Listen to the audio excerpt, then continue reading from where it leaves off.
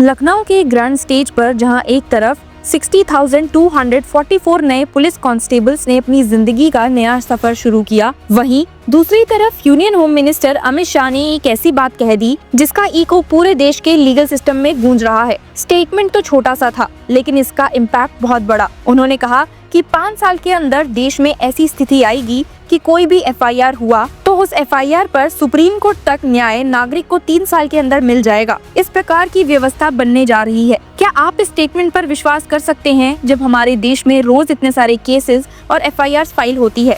साथ ही कई तो ऐसे केसेस हैं जो 20 सालों से पेंडिंग है और उनका अब तक कोई भी डिसीजन नहीं हुआ है। क्या ऐसे हालातों में होम मिनिस्टर अमित शाह का दिया गया स्टेटमेंट कि एफआईआर के बाद नागरिक को 3 साल के अंदर इंसाफ मिल जाएगा, आपको कैसा लगता है? लेकिन इससे पहले कि हम इस सवाल का जवाब दे पाएं, एक बार इस स्टेटमेंट के पीछे के विश्वास और विजन पर भी बात कर लेते हैं कि क्यों होम मिनिस्टर ने इतनी बड़ी बात बोली और किस बेसिस पर। जब एक आम आदमी एफआईआर फाइल करता है तो उसके मन में एक उम्मीद होती है कि न्याय मिलेगा, लेकिन अक्सर वो उम्मीद कोर्ट के एंडलेस डेट्स और तारीख पे तारीख के बीच में गुम हो जाती है। पर जब देश के होम मिनिस्टर खड़े होकर ये कहते हैं कि सिर्फ 3 साल में सुप्रीम कोर्ट तक न्याय मिल जाएगा, तो सिर्फ एक नई पॉलिसी का ऐलान नहीं होता, एक नए भारत का संकल्प भी लिया जाता है। अमित शाह ने कहा that we now have 3 laws in place, Bharatiya Nyaya संहिता, भारतीय नागरिक सुरक्षा संहिता और भारतीय साक्ष्य अधिनियम। ये तीनों नए कानून मिलकर एक ऐसे सिस्टम की नींव रख रहे हैं जिसमें तारीख का बोझ नहीं, टाइम बाउंड जस्टिस की गारंटी मिलेगी। इमेजिन कीजिए एक विक्टिम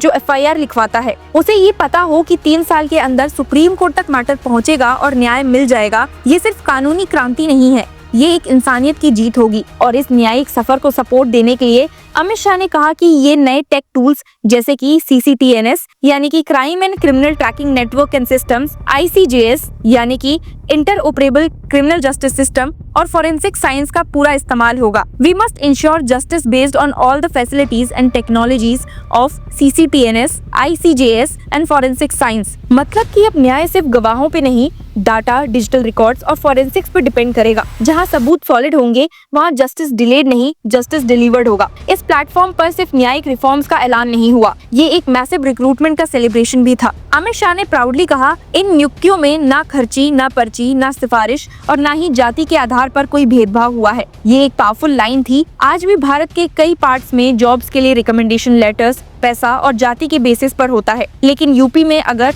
60,244 पुलिस जॉब्स बिना किसी करप्शन के दी गई है तो ये एक नई अप्रोच की शुरुआत है। और जब अमित शाह ये कहते हैं that the recruitment process was transparent and completely based on merit, तो ये सिर्फ एक क्लेम नहीं, ग्राउंड रियलिटी भी है। Digital exams, biometric verification, transparent result declaration, ये सब नए भारत के लिए नए सिस्टम का हिस्सा बन चुके हैं। इस ह्यूज रिक्रूटमेंट का एक और नोटवर्दी एस्पेक्ट था कि 12,000 वुमेन का selection in a male dominated system, ये एक बिग स्टेप है। अमित शाह ने यूपी सरकार को ओपनली प्रेज किया for giving proper reservation to women, पर यही सब सिर्फ डाटा ही नहीं था, इसमें एक विजन छुपा हुआ था। अमित शाह ने कहा, in 2047 our country will be number 1 in the world and our Uttar Pradesh should have the biggest contribution in it, whether it is contribution in the industrial sector, in education, law and order, infrastructure, providing electricity to every house, in every sector under the leadership of Modi ji, Yogi ji has successfully ushered change by implementing the schemes. उन्होंने कहा कि ये एक blueprint है भारत @100 का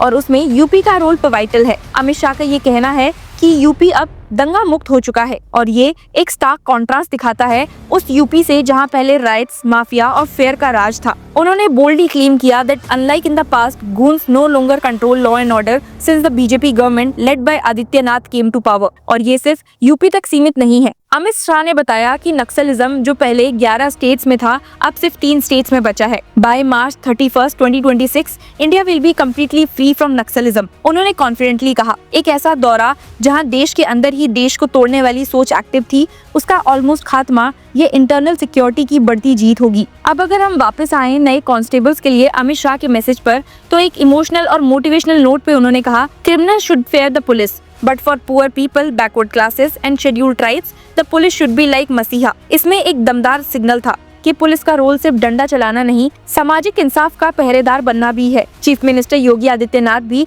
इस stage पे उतने ही स्ट्रॉन्ग और विजनरी नजर आए। उन्होंने कहा कि double engine government has set a benchmark for a clean and transparent recruitment process. उनका ये कहना है कि 8.5 लाख जॉब्स में से 1.25 लाख सिर्फ पुलिस में गई हैं। एक एम्प्लॉयमेंट फोकस गवर्नेंस का एग्जांपल है। सीएम योगी ने ट्रेनिंग के मायने भी समझाए, ये कहते हुए the more you sweat during the training the less blood will be shed later. ये सिर्फ एक डायलॉग नहीं, एक ग्राउंड लेवल पॉलिसिंग का गोल्डन मंत्र है। और उन्होंने ये भी कहा कि नए रिक्रूट्स फ्रेंडली, सेंसिटिव और सॉल्यूशन ओरिएंटेड बने। मतलब पुलिस सिर्फ यूनिफॉर्म का काम नहीं, संवेदना की भी प्रतीक है। चीफ मिनिस्टर योगी ने अमित शाह को ओपनली क्रेडिट दिया for helping UP established paramilitary and military training resources from 2017 onwards. The state now has the capacity to train over 60,000 police officers locally. उन्होंने बताया, यानी कि यूपी खुद अपने फोर्स को एम्पावर कर रहा है बिना किसी एक्सटर्नल डिपेंडेंसी के। और ये मॉडर्नाइजेशन बस ट्रेनिंग सेंटर्स तक सीमित नहीं है। 8 न्यू फॉरेंसिक लैबोरेटरीज ऑपरेशनल है, 6 और बनने वाली हैं। हर एक डिस्ट्रिक्ट में 2-2 फॉरेंसिक वैन्स हैं। हर डिस्ट्रिक्ट में साइबर क्राइम्स यूनिट है और 1994 पुलिस स्टेशंस में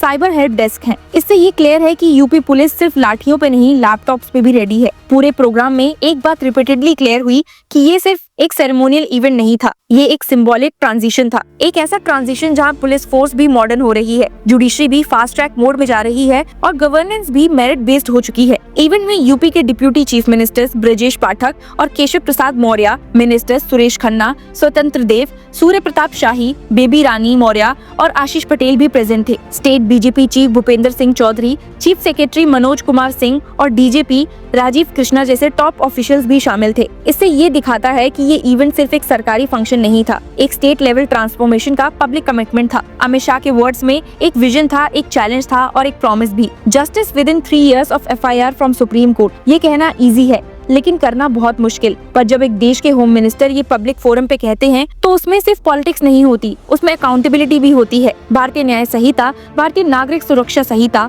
और भारतीय साक्ष्य अधिनियम, ये 3 नए लॉज सिर्फ क्रिमिनल कोड का रिफॉर्म नहीं, एक नई सोच का दरवाजा है, जहां तारीख पे तारीख नहीं, टाइम पे न्याय मिलेगा। जहां FIR लिखने के बाद सिटीजन को सुप्रीम कोर्ट तक अपना केस कंप्लीट होते देखने का विश्वास होगा। ये नए कॉन्स्टेबल्स, ये नए लॉज, ये नए डिजिटल सिस्टम्स सब मिलकर एक ऐसा भारत निर्माण कर रहे हैं जहां जस्टिस सिर्फ एक लग्जरी नहीं, एक राइट बनेगा। और इस सफर में अगर कोई सबसे बड़ा कैटलिस्ट बन रहा है तो वो है विजन, एग्जीक्यूशन और एक ऐसा सच्चा संकल्प। इस पूरे मोमेंट का समराइज करना हो तो एक ही लाइन में हो सकता है, जब गवर्नेंस, टेक्नोलॉजी और इंटीग्रिटी मिल जाए तब न्याय सिर्फ एक सपना नहीं, एक साकार सच बन जाता है। और अब जब होम मिनिस्टर अमित शाह ये कहते हैं that we are building such a system, तो लगता है कि शायद अगले 5 साल में हम सच में एक ऐसे भारत का हिस्सा बनने जा रहे हैं जहां FIR से लेकर फाइनल वर्डिक्ट तक का रास्ता सीधा, साफ और समय होगा। आखिर में अगर एक लाइन में इस इवेंट का एसेंस चाहिए तो वो है ना खर्ची ना पर्ची, सिर्फ न्याय और सेवा। क्या आपको लगता है कि फ्यूचर में ऐसा भारत बन पाएगा? हमें कमेंट्स में जरूर बताइए and keep following law chakra.